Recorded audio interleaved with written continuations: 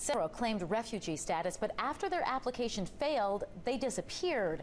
Now the government is appealing to the public for help, and the program appears to be working. With more, CTV's John Hendricks joins us now. Yeah, John, what is the government asking us to do?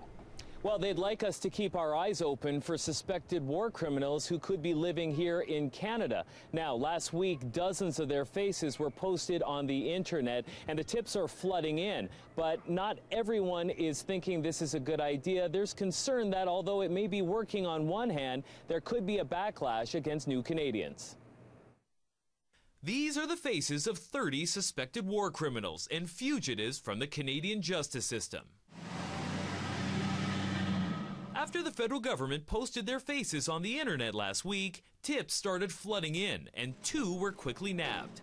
Now, police have caught up with a third, Manuel de la Torre Herrera. He was ordered deported in 2004, but never left Canada. That gives you an indication that some of these individuals, the warrants have been outstanding for quite some time. This is really the tip of the iceberg. McGill University professor Payam Akavan says, according to some reports, there could be several hundred war criminals living in Canada right now. The Canadian Border Services Agency, the RCMP and the Department of Justice need more resources, need a bigger budget to be able to more effectively investigate and apprehend these suspects. No one is talking yet about more money, but government officials do believe getting the public involved is bearing fruit and should continue. But Winnipeg's Welcome Place worries the program will cast a negative light on legitimate refugee claimants. Just because they look similar to the faces that are on the website, people are just going to be quite fearful of them.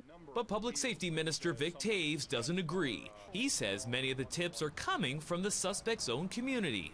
The idea that this would somehow isolate new Canadians is in fact wrong. What we in fact are seeing is that new Canadians are every bit as concerned about those who may be complicit in war crimes.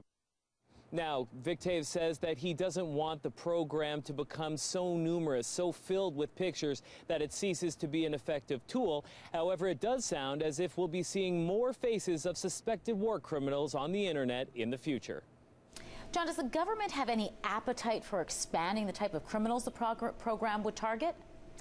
Well, again, they don't want to have too many pictures. However, Vic Taves does say that they may be interested in adding convicted criminals to the site who have been ordered deported because they're not Canadian citizens.